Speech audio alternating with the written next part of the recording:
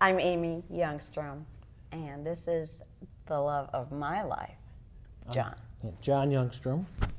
And we just want to share our story with you because we've been together 38 years next month. Married 38, Married 38 years. known her for 40. Yes. So that's a lot of water into the bridge together. And we want to share our legacy, which is more than material possessions. It's more about who you are and how you treat others. And that's how you're remembered when you're gone. Mm-hmm. And we want to leave that for our children and our grandchildren to know our history and why we do what we do. That's good. That's real good. So, well, Amy. Yes, so I will tell a little bit about my background. I'm number 7 of 9 children, and I was born into a home. I would say I started out in the red. I had a lot going against me because my home was more than just dysfunctional. It was a lot of abuse going on as well. And I would say any kind of abuse that you can think of, but for me it was primarily sexual abuse. And so at a very young age, which affected me tremendously. And I ended up not having a voice and going inside of myself and holding things in and just not really knowing how to function in a healthy way. I had a lot of fear. I had a lot of sort of like a victim mentality by the time I got into my teen years, and it caused me to become a promiscuous. I would go to people and I was looking for love in all the wrong places. And then I met John. She was 15, I was 16. Yeah, almost. We grew up a mile apart in Kirkwood, Missouri, but we didn't meet until high school. Mm-hmm. And I just thought you were so different. I thought she was real snooty because she wouldn't talk to me. Yeah. But she was just quiet. I was very quiet. Very quiet. And the thing that drew me to John was he actually paid attention to me. And he liked being around me. And he liked hearing what I had to say, which was not normal for me. It was not normal. And at the time, I was dating someone else. I was very young, and this other person, his mother was trying to get him to date other girls, which now that I'm a mother, I say, yes, that was a good thing. But at the time, it wasn't. And so anyway, John and I were just friends. And he spent a lot of time over at my house, and we had a lot of good times together. And I realized that I was laughing. He made me laugh. And I didn't have a lot of that in my life. And so he was different. He was different. Coming from a position of, mostly it was, actually I had multiple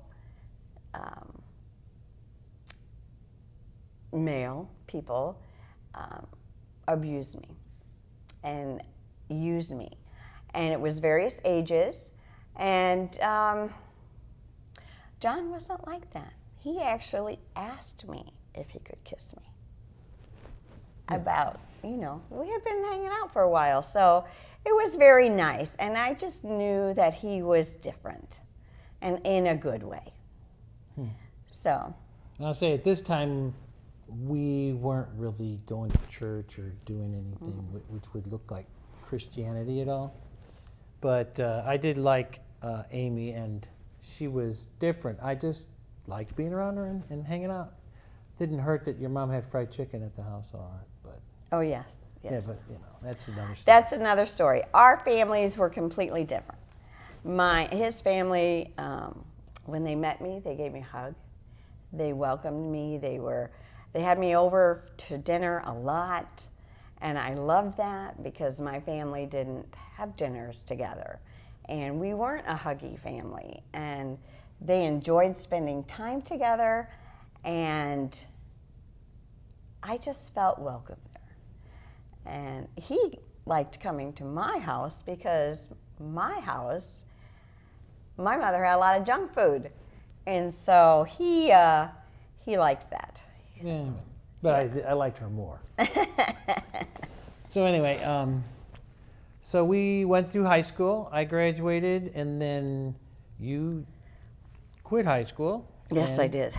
And then we didn't really have a oar in the water about what to do. I went to college a little bit at junior college, and there was a recession. Jobs were hard to find, and our friend Artie had joined the Air Force, and so I looked into that, and next thing you know, we were joining the Air Force. I mean, getting married and joining the Air Force within a month of each other in 1981.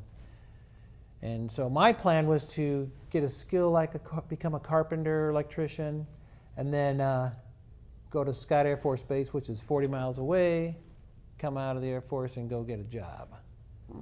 And they made me into a bomb builder, and they sent us to Japan. Yeah. So I thought she was going to be real upset and really bummed out, and I didn't know how to break it to her, and I told her, and she goes, "It's going to be just fine." So we went to Japan. Yeah. And there was a surprise in Japan. Yeah. The thing about my story was I never left home. We got married, and then we went overseas. My first time away from home. So it was quite an adjustment, and we were very young. And because of my home situation, I grew up pretty fast. And my mother, being number 7, she kind of just wasn't functioning very well. I was the one that shopped for groceries. I was the one that fixed the meals. It was a different life. It was very hard. There wasn't a lot of supervision. And the thing that started out for me as a child that really stood out, one day, I don't know how old I was, but one day there was a knock at the door. It was in the evening, and my dad answered the door, and there was a policeman there. And I remember my oldest brother had run away. And the policeman said, "We know where your son is. We have your son." And my dad said, "I don't want him back." And so for me, as a young child, I couldn't believe it. I couldn't believe that a parent could do that. And so that just let me know that I had to really watch what I did. I had to behave, and I had to be good. And I had to make sure that my parents liked me. And that would never happen to me. So I became a very good girl. And I was the peacemaker. There was a lot of strife, a lot of drama, a lot of anger and rage. And instead of our family joining together, we sort of went our separate ways and didn't find ways to come together. And so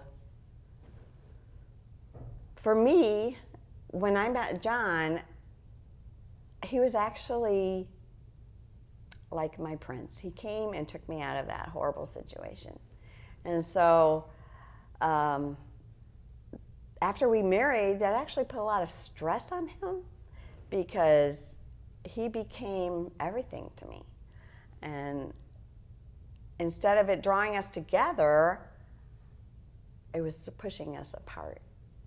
And so when we had our first child, he was Miss Sarah? He was Catholic, yes, Sarah Jane, 1982.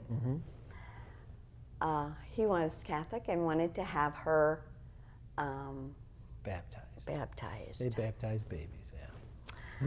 And when I was growing up, my parents had sent me to church on a church bus. And so I got a lot of my understanding about family and just a lot of kind of fantasy. It was not based in reality because my family was so different than what I'd always wanted. And so when I had this baby, I felt a great desire to be a very good mother and be to her what I did not have for myself. And when I was carrying her, I found that I was having a very hard time fulfilling this in my life on my own. I couldn't do that. And so when she was finally born, we were in disagreement about having her baptized. Right. We had gone to a priest, and he said, well, when I was a little Catholic boy, they said you'll go to hell if you don't get baptized. So I was like, maybe we should do that. We didn't. Our theology was whatever somebody told us. We didn't really have anything on our own. We just what we heard. So something happened in 1982, and she was about 4 months old. I went on a trip to the States, which from Japan, and so I was going to be gone for about 3 or 4 weeks. So we decided to send her home and flash this baby around. Yes. So she went back to St. Louis and was showing everybody the baby, but something happened with at a church, right? Yeah, that's right. My mother had, when I was growing up, she was not going to church. And in fact, that's where my parents had met. And so by the time I came around, neither one of them were living that kind of life. So I didn't really have a lot of role models, but I knew that I wanted God in our home. I knew that I needed God in my home. I knew that this child was a gift from God. And John and I both found out pretty fast that we lacked severely in how to be good parents, good role models. And so when I went back home, my mother had started going to church and was really excited about God and serving God and reading her Bible. And this was all new to me. And even my oldest sister had become, Janice, had become a Christian. And she was taking my mom to church. So they kept asking me to go, just come and see. And so I did. I went and decided that I would check this out and see. It had been years since I had been in church. And so it was very different. It was different than anything I had ever been in years. And this was actually, it was very exciting. And so John was going to come and visit about a week after I'd been there, and I wanted him to come with me to church.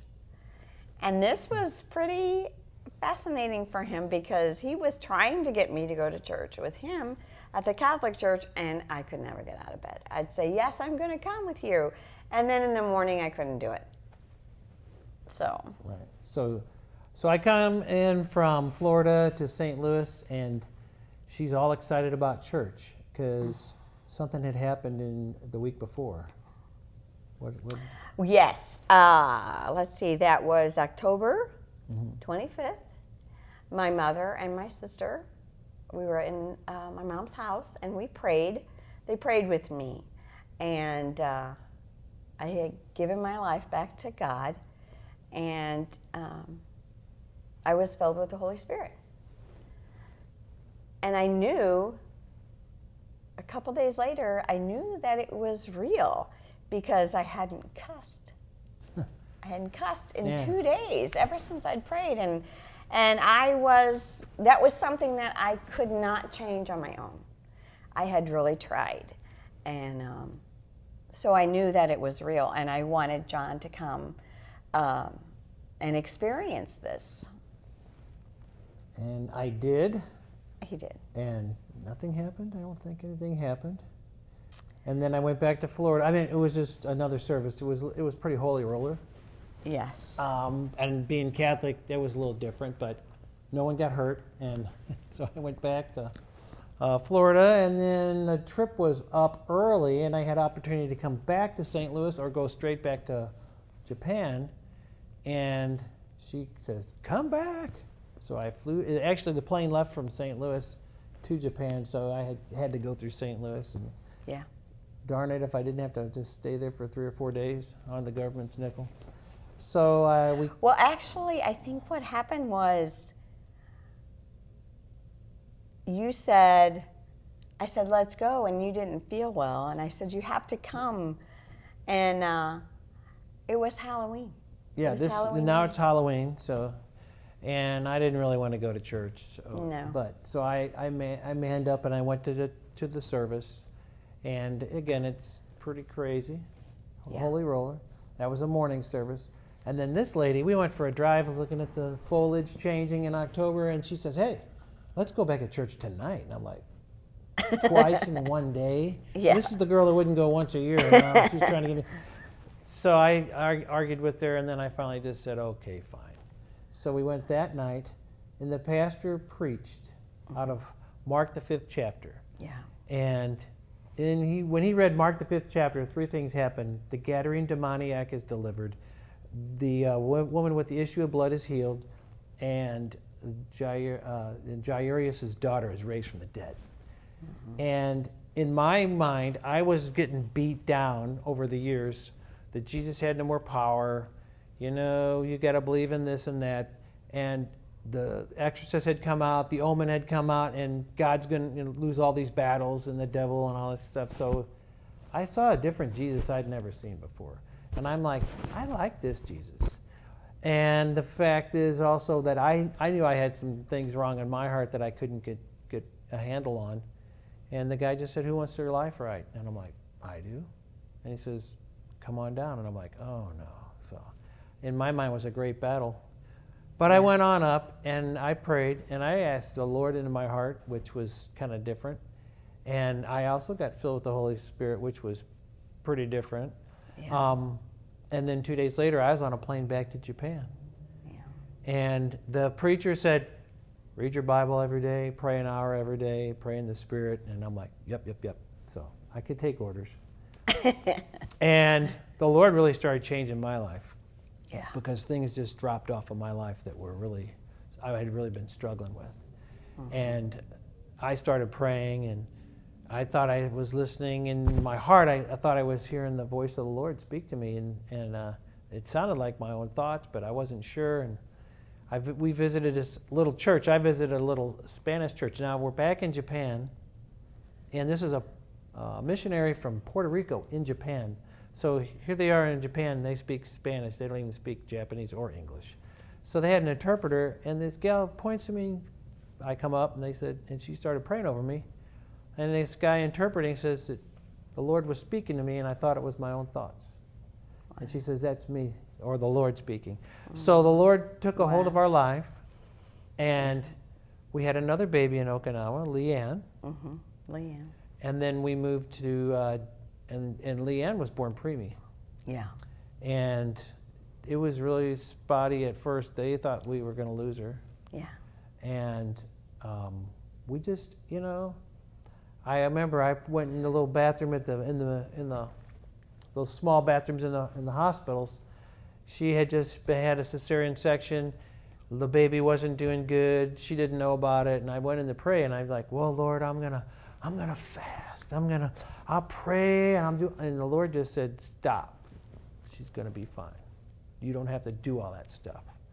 And I'm like, I better be hearing you, Lord, because if my baby dies because I quit trying to do stuff, fasting and praying and pleading. And she did get better. She was home in a week. 2 weeks. 2 weeks? Seemed like a week. But yeah, it's weird coming home from the hospital without your baby. It is. That's pretty devastating. Very hard. But Pretty the Lord really delivered us from that and raised her up. He did. And then we moved to Denver with the Air Force. I was an instructor. And it was there I was going to Bible college because I figured, let's start a mega church or something like that. And we had another baby. That was Jesse. So we had 3 at this time. Yeah.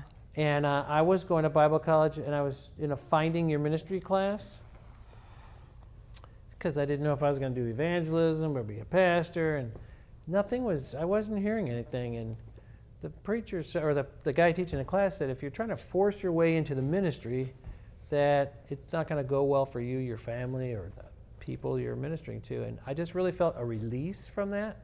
And so I went and quit Bible college and went started going to Columbia College to finish my bachelor's degree in business. Yeah. And so we were there with Okinawa for 3 years. We were in Denver for 3 years, 4 years. And then we were 3 years, yeah. And then the Air Force wanted us to re-enlist or get out, and we were about a year almost done with college. Had 3 little kids. Yes, we had just sat down and planned out a budget and how much school he had left, so that we could get out. Get out with a degree. It would have been perfect. Yeah. But they screwed it all up. It did not work out like that. They were going to move us to Texas, and they wanted us to re-enlist for 5 years or something. And so we decided, you had visited Phoenix. Yes, I visited with your mother to visit your Aunt June. Yeah. And yes, you really liked Phoenix. I did. Well, I wasn't really ready. It wasn't the summertime. To be around my family with my young children. I didn't want them exposed to the same sorts of things that I had been exposed to. And so, but I did want them around his family. And I did want them to know their grandparents on this side. And so we did. We went back home, and we were in Denver. We went to Phoenix. Oh, that's correct. I'm sorry. So, yeah, we did come to Phoenix for a year, and that was the hardest year of our lives. Yeah, because it was very struggle financially, but we went to a little church. We met a pastor. You listened to the radio and listened to a guy? I did. I heard a man on the radio. At that time in our life, when we became Christians, it was what was going on. It was called the faith movement. Name it and claim it, actually. And so, a lot of faith healing. Actually, when I became saved, when I became a Christian, one of the reasons that John was sort of leery about going back to this church with me was around the time of Jim Jones. Yeah, it was after the Jonestown massacre. And yes. I think it was that was in like 79, 80. Yeah. Yes. Where this guy left with all these people and they killed him down in South America. Yes. It was a horrible thing. Yeah. And so, when I got the baptism of the Holy Spirit and rededicated my life to Christ, I became very excited about the things of God. But I didn't know this. I didn't know that I didn't feel different on the outside. I felt different on the inside. And while we were waiting for him to return to visit, I was spending time with his parents. And his parents never said anything to me. But when he came home, what did they do? They said, your wife's acting crazy. No, they said she's really different. She's got this religion, and she's real excited about it. And I could tell something, because I had seen her the week before, and so I could tell she was real bubbly, and excited and wanted to go visit this church, and that was so out of character. So she's the one who couldn't get out of bed, and she's, but that was the Spirit of God moving in her heart, and she was new, and it was different. It was good, but at first it kind of scared me a little bit because I was still dark on my inside. Mm-hmm. But once I remember the night that on Halloween 1982, we came home from that service. I got saved and filled with the Spirit of God, and we prayed in the Spirit together, and it was really powerful. Really powerful. Yeah. So we were in Phoenix for a year, but we went to a little church called Living Streams. Yes, I listened to the radio, and I heard Mark Buckley on the radio. Mm-hmm. And I said, this guy sounds normal. Yeah. He sounds kind of, he doesn't sound, name it and claim it and all that stuff. And let's go visit his church. So we did, and it was meeting in a gym. And I didn't know who he was, but it turns out that when we walked in, he came and greeted us and introduced himself. Well, at the time, I really didn't know who he was, but it turned out that their children were the same ages as our children, mm-hmm. and they were the greatest blessing to us because we had such a hard time that year. Mm-hmm. We only had one vehicle, and the transmission went out. They lent us a car. Our washer died. They had a coin-operated washer at the old church property they gave us. Yeah. Those were just, they may seem like simple little things, but it was real. They made us. Work for us to do, so we could get some extra cash. I cleaned the church, or they had an office. We did that together. But the thing about that time, even though it was the hardest time in our faith, was learning. I learned some deep, deep lessons about relationship with God and trusting Him no matter what. Which, coming out of the faith, name it and claim it, was huge. It was huge for me because I had to trust God when things didn't look like I wanted them to look. Our money was so short. We had people come over one time from church, and all I had to offer them was tater tots. That's all I had. But it was great. It was great. And the Lord always provided. When I would look at what was on the page for our budget, it would never work. But the Lord always made it work. It was so bad. Every single time. It was so bad. I gave her the money and said, "You figure it out." Yeah. We were trying to do the math 5 different ways, and it's like, hey, we're going negative every month. Every single time. Yeah. And I had gotten really sick. Yeah, when we pneumonia. first moved here. And since he had started this job, I didn't have benefits. He had no benefits until he'd been there 3 months. And I said, well, they wanted more money for insurance than we even made. Yeah. And so I said, well, you know what? We'll be fine. The most we've ever had is a kid has had an earache. We'll pay the $50 doctor fee, and that'll be good. But that's not what happened. I got very sick, and Leanne got sick. I had to go to the ER.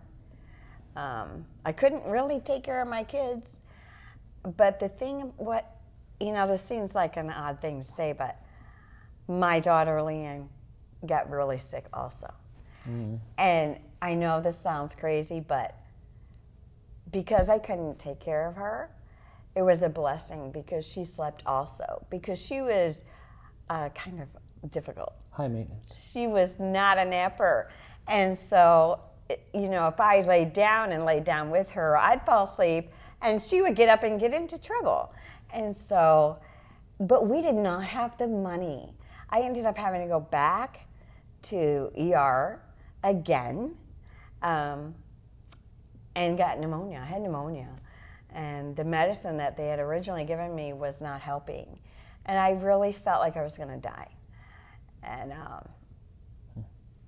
so when they called and said, you know, you have to pay these bills, I said, I can only give you like $10 a month. And I did that. We paid that. We paid it for years. Yeah.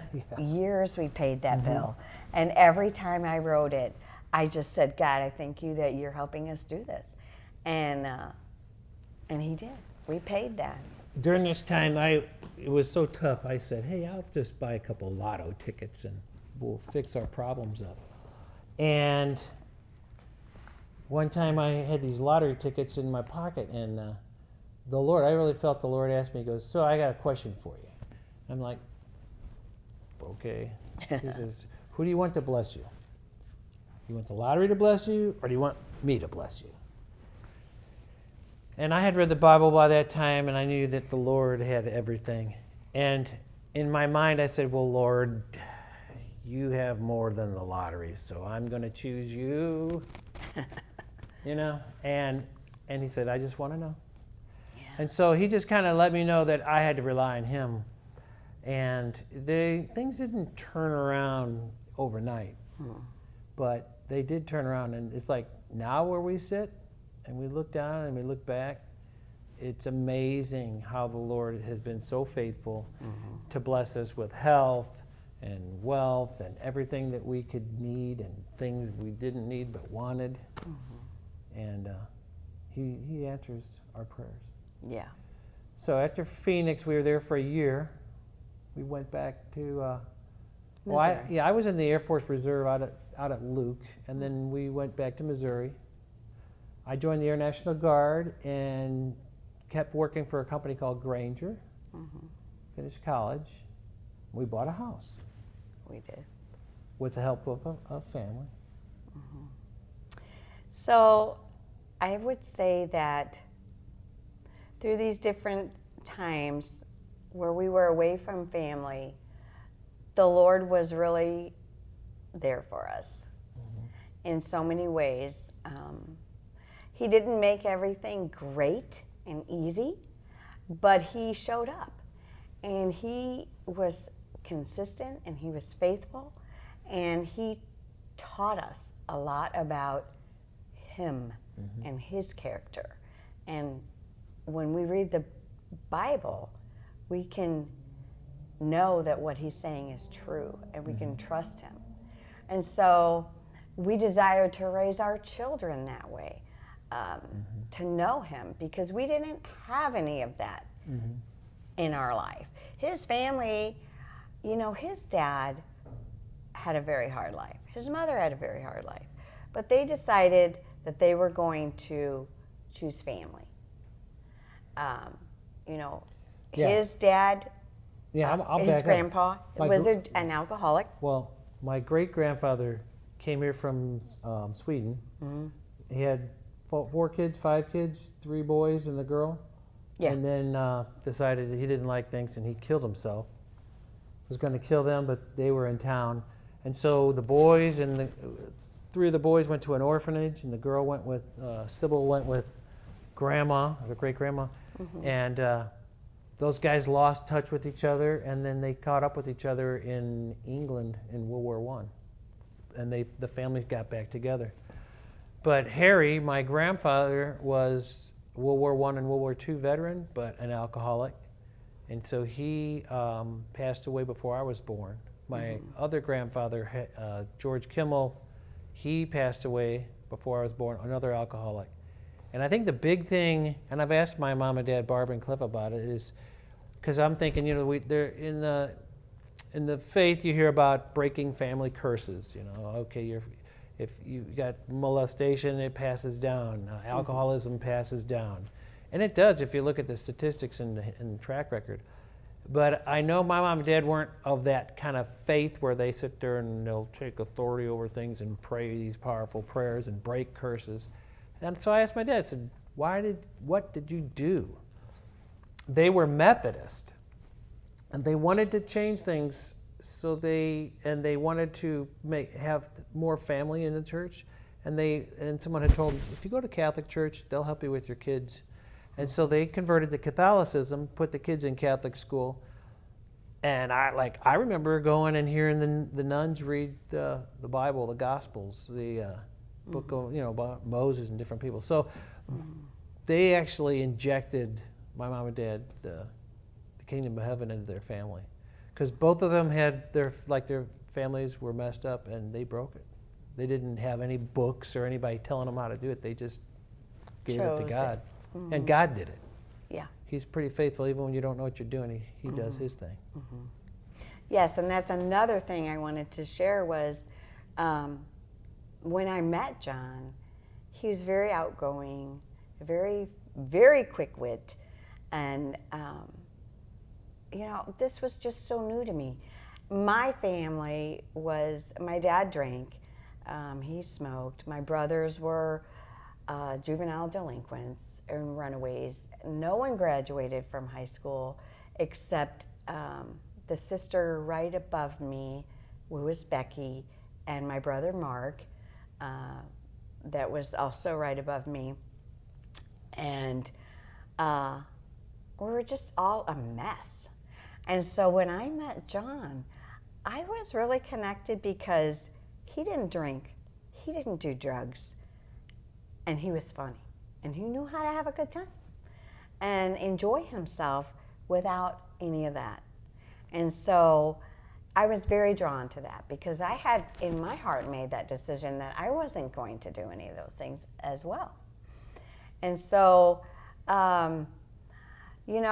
when we were,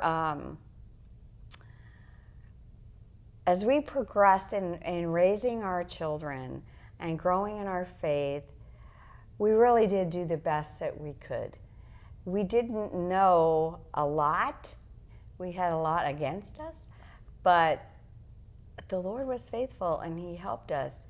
He delivered us from a lot of things that had taken root in our hearts, and we didn't know it. And then as we were raising our children,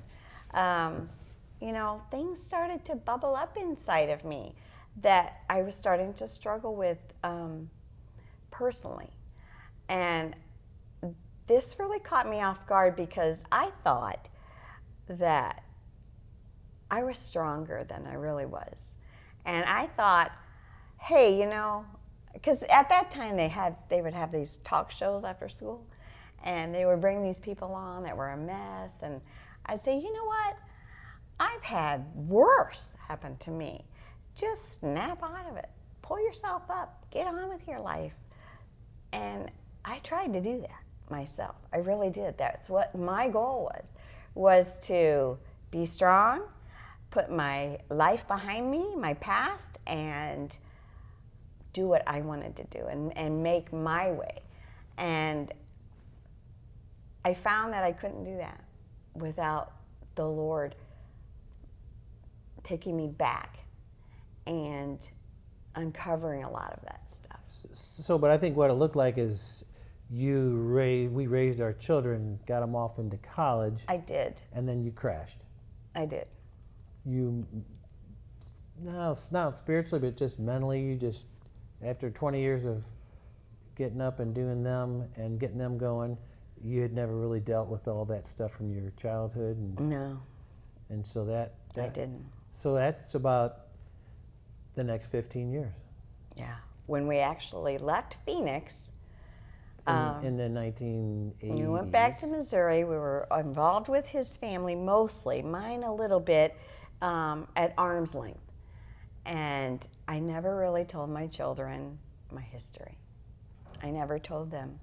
I just had really hoped that having them around his family more, they would come to know what's genuine, and they would be able to see the difference in how my family was compared to his family. And so as my kids grew up and started to become more independent and making their own choices, and they didn't need me as much, I started having more time, and just feelings were coming up that I could not You had stuffed them. I had stuffed them. I did not deal with them. And it affected me in a very deep way. And I became very depressed. And God in his goodness gave me this man who, he saved him at the same time he saved me for a reason.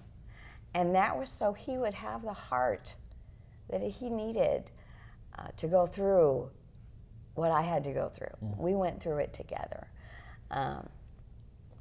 Yeah, but what you didn't know is when she's struggling for these 10 or 15 years, I'm struggling too with something else.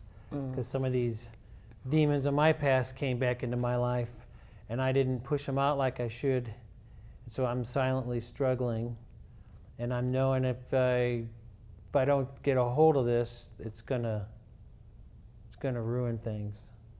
And so I just cried out to the Lord again, and He met me, and and there was a time near the end of my military career where you were living in Springfield, I was living in Sedalia, I was going back and forth on the weekends, and I felt like the Lord was restoring my heart, and it was really special because I felt like when you're saved and you're Christian and you walk in it and then you kind of walk away from it and you dabble in things, the enemy beats you up so bad, and then you think that you are ruined for good because you have no hope.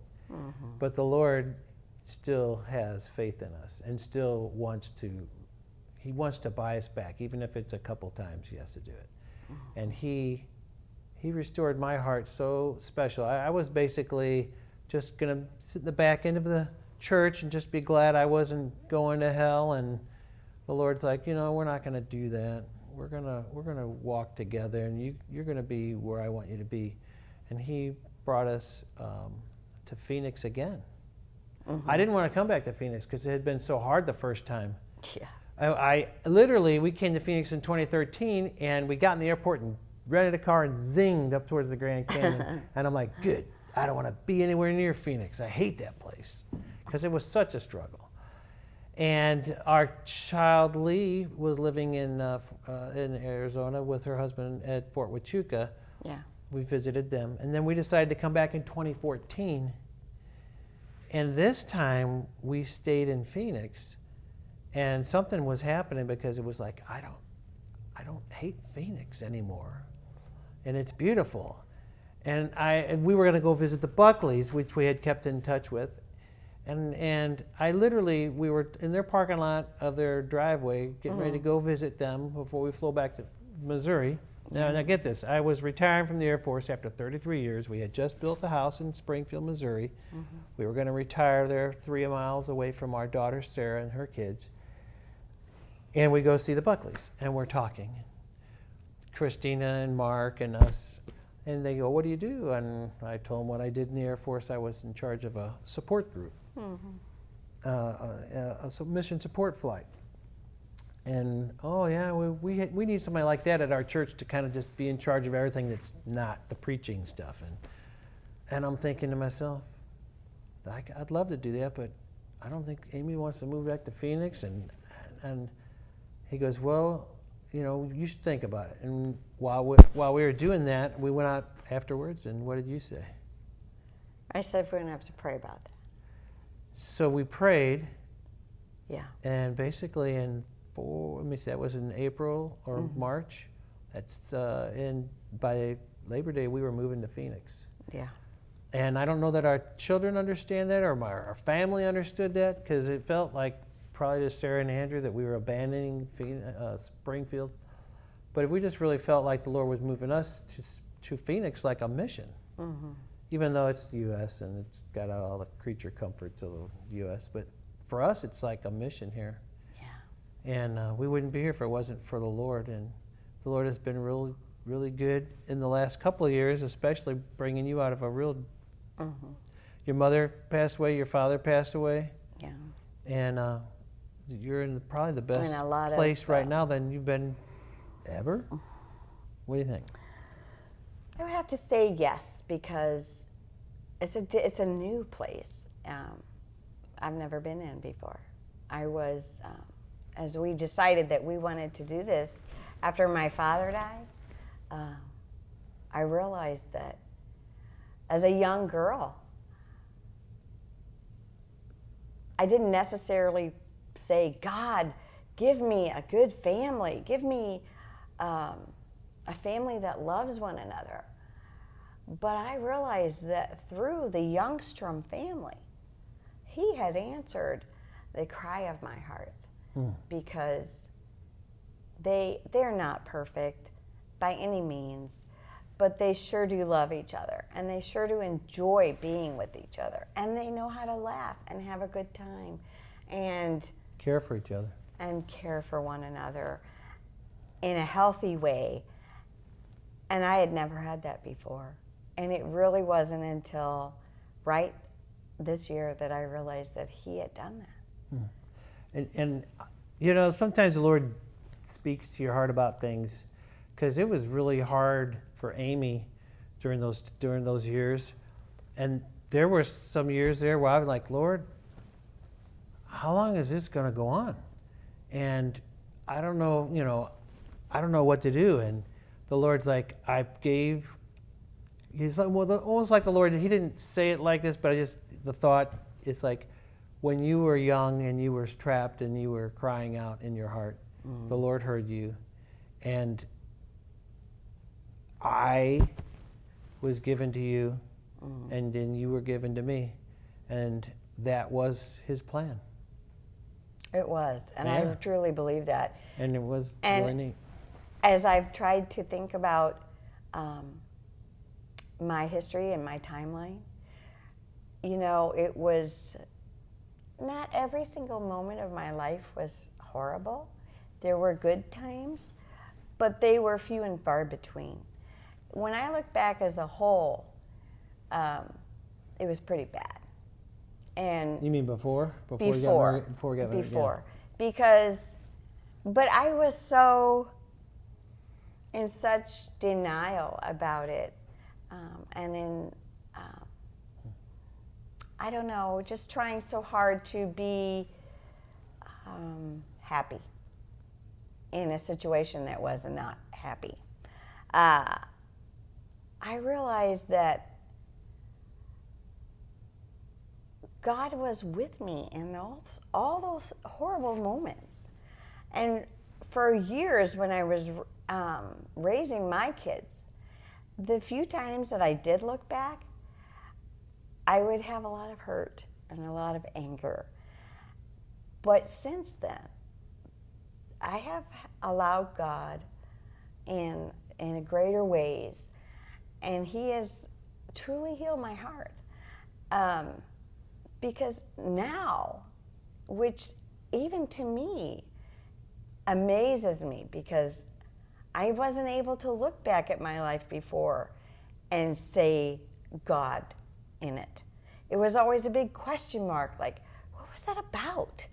That was so horrible. And how could you allow that to happen, and to a child, and all these things that were just very hard questions that I felt I needed to have the answers to before I could be whole.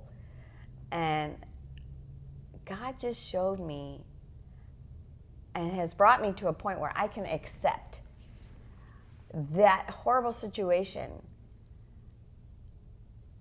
that God was there and that he's using it, every single part of it, for good. And because I've allowed him to do that, he's healed my heart. Because I know this because I have a lot of siblings who went through horrific situations just like I did, and who have not come through in a good way. Their life has been very miserable. Still rough. Two of them have passed on, Paul and Peter. There's a lot of emotional and mental distress in my family. And it's because of the childhood. And I can say without a doubt that because I chose to allow God to come in to those dark, hurting places, that He has made all the difference. We would not be together for 38 years. We would not like each other. Our children would not be where they are in life had we not allowed God to come in and show us and teach us how to love one another, how to forgive one another, how to show grace to one another. How to walk it, yeah. All those things I did not grow up with. There was no forgiveness in my home. There wasn't grace. There was no grace. And you know, for my part, of course, as a child growing up, I thought that naively that I could go through all of those things that I went through and just come out, you know, smelling like roses. And that is not true. We just can't do that. So let's talk to grandkids and kids and just say, you know, life's pretty hard and a lot of things pushing on you. A lot of things want you to be a certain way. They want to use you and manipulate you. And there's only one person that you can really trust with your heart when you don't know, and when you don't know what the future is, and no one does, and that's Jesus. And because He's the one that already hung on the cross, but then He's not dead, He's alive. Yeah. And He's ready to come into your life when you ask Him in, and He will bring His Spirit, and He will bring new life, and He will heal hurt, and He will give you a dream for your life that you've never known. And it's so sweet. And you can't buy it, and you can't let someone else experience it. And you have to do that for yourself. And if you do that, the Bible says, taste and see that the Lord is good. And you go to a buffet and you look around and you smell the food and you go to the stuff that smells good and looks good, and then you taste it. The Lord doesn't say you have to drink Him and then you'll figure it out. He said, just taste Him. Yeah. If you do that and you let Him in, you will never regret it, even though you may not understand it all. And that would be our heart's prayer for you all, and anybody listening, that you would give your heart to Jesus, and that He would take your broken parts and fix them, and He will do the things He's planned in your life. And bring restoration. And blessing. And blessing. And hope. Yeah. I love you, Amy Youngstrom. I love you too. All right. That's a wrap.